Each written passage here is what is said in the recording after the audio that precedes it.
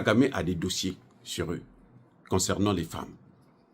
Kagame les a induits en erreur pour qu'ils puissent sortir parfois avec des jeunes filles de mineurs, comme le cas de Moussa Faki. C'est un pédophile. Moussa Faki, là, c'est un pédophile. Il sortait avec des petites filles de 16 ans, 15 ans, que Kagame lui donnait. Kagame lui-même qui lui donnait. Tiens, prends, tu peux aller avec à l'hôtel. Il va, il sort avec elle, mais elle, quand elle part, elle a déjà été codée pour filmer. Donc, les présidents qui ont soutenu, Ondinga, là, c'est ça, vous prenez la liste. Moi, je n'ai pas la liste. J'ai pas vu, je ne connais pas qui. Sincèrement, je ne connais pas un seul président qui a soutenu Ondinga. Il y a eu 7 tours. 7 tours. On essaie, on voit, on n'arrive pas à les départager. On essaie, on voit, on n'arrive pas à les départager. Parce que ceux qui sont redevables à Kagame, parce que Kagame a leur photo.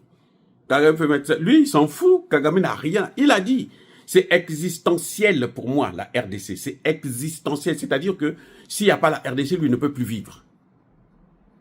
Donc, il est prêt à tout. Mais il s'est préparé. Il s'est préparé. Ce sont ceux-là qui ont bloqué les sanctions. Parce qu'ils ne veulent pas régler le problème. Parce qu'ils trouvent que Kagame doit continuer à faire ce qu'il est en train de faire pour que eux, leur dossier ne puisse pas sortir dehors. Je répète, tous les chefs d'État et de gouvernement qui ont voté pour Ondinga, qui ont voulu que Ondinga soit là,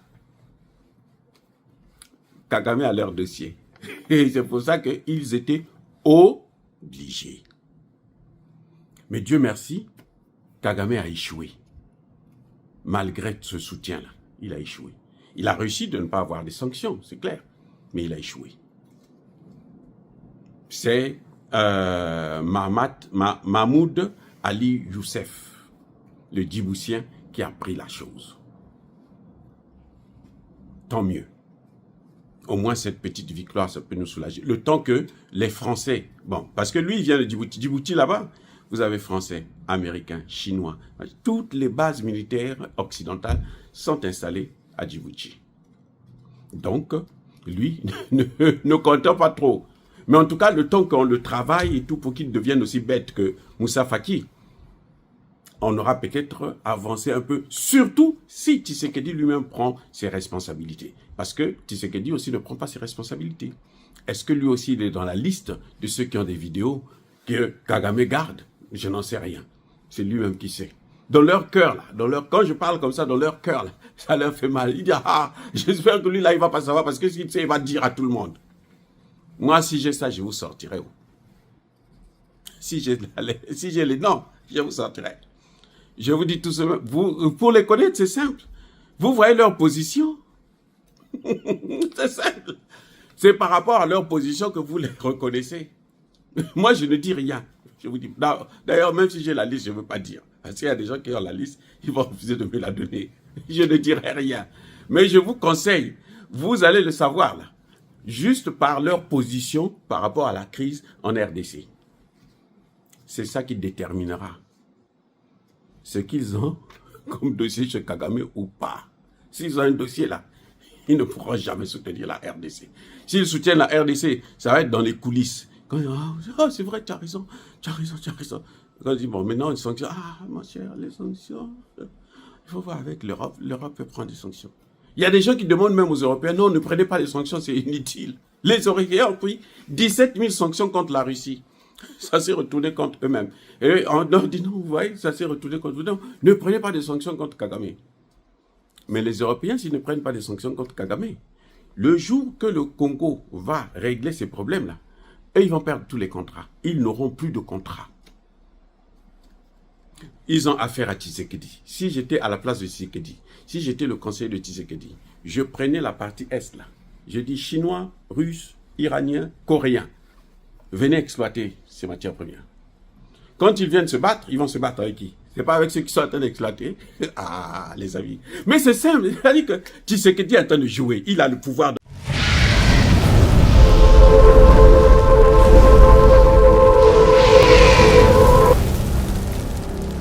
Kep à tous, bien-aimés frères et sœurs.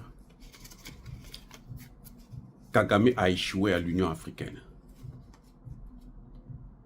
L'échec, le grand échec de Kagame. Ce qui indique, malgré la faiblesse des dirigeants africains et surtout leur incapacité à se passer de la domination et de l'influence des Occidentaux et même de la France et des États-Unis. Kagame a échoué déjà à l'Union africaine. Pourquoi? Parce que Kagame a voulu un Kenyan à la tête de la commission de l'Union africaine qui devait faire comme Moussa Faki. Ah oui, il devait faire le Moussa Faki. C'était bien préparé le coup. Ils ont voulu prendre l'ancien président kenyan, Raila Odinga, qui était un anti-Tshisekedi, un anti-RDC, voilà. Un anti-RDC.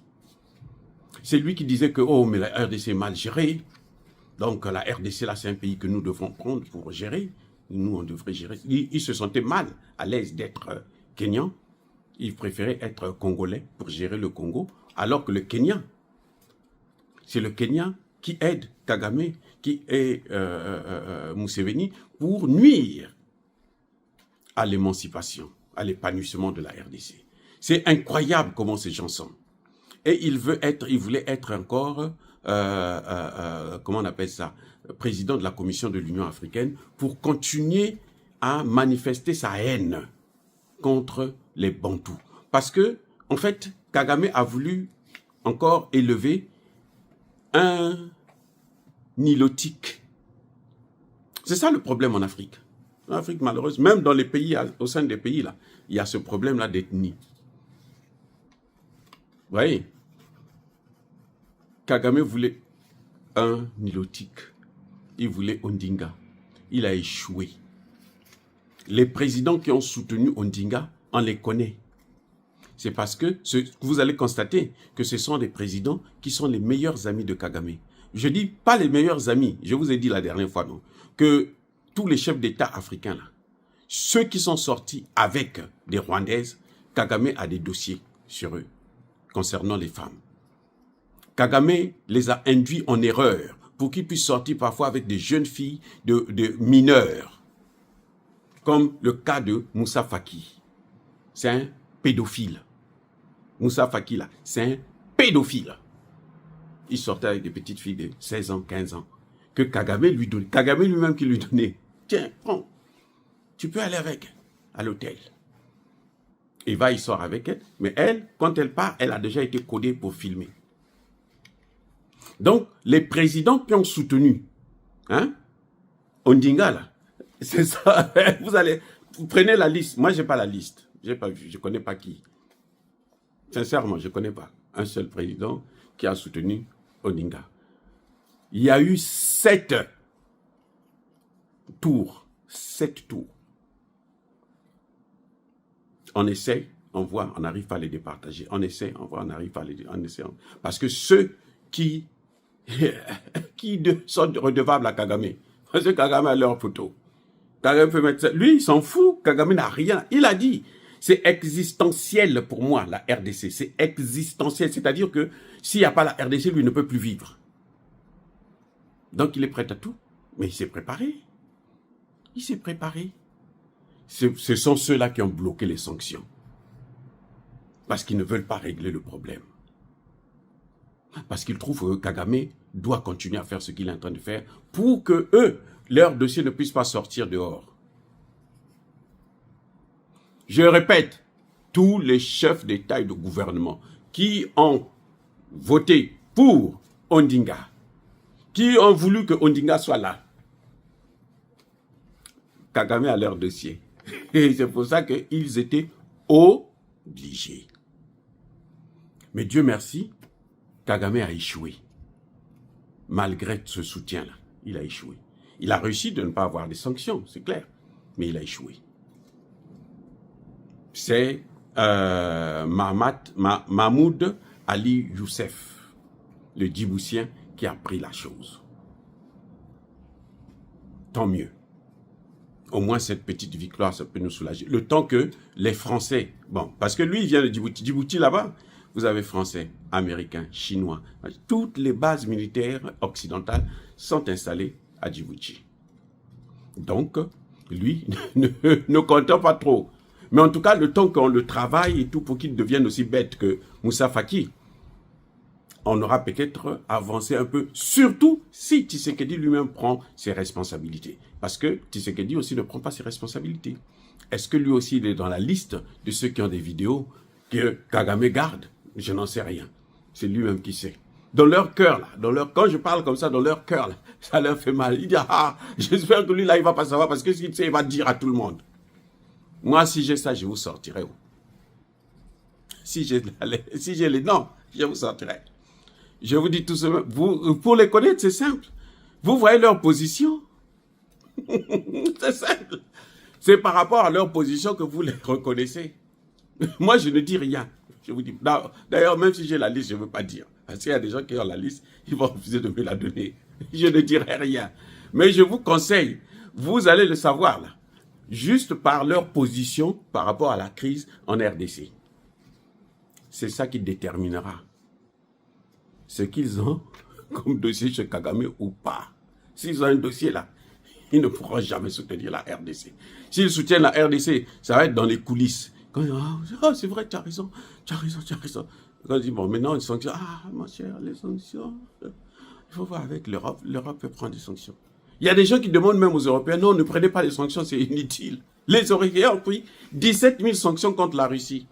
Ça s'est retourné contre eux-mêmes. Et on leur dit, non, vous voyez, ça s'est retourné contre vous. Non, ne prenez pas des sanctions contre Kagame. Mais les Européens, s'ils ne prennent pas des sanctions contre Kagame, le jour que le Congo va régler ces problèmes-là, eux, ils vont perdre tous les contrats. Ils n'auront plus de contrats.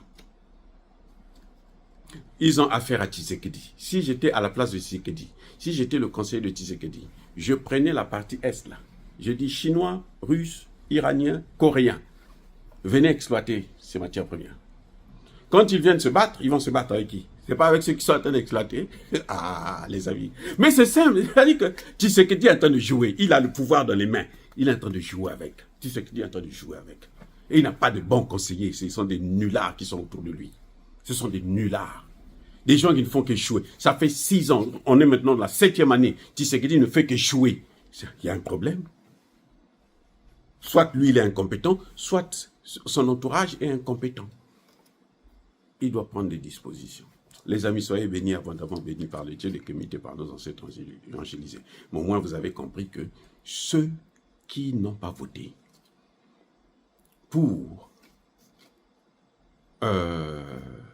Ali Youssouf, qui ont plutôt voté pour Ondinga, sont ceux qui soutiennent Kagame. Et ceux qui soutiennent Kagame sont tous ceux qui ont des dossiers compromettants dans les mains de Paul Kagame. Si ce n'est pas les femmes, si on n'a pas leurs fesses dehors, c'est que les femmes là, ont pris des dossiers, des informations clés que Kagame a. Soyez bénis.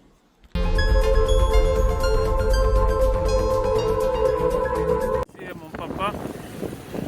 Vous constatez là-bas, c'est la guerre ici.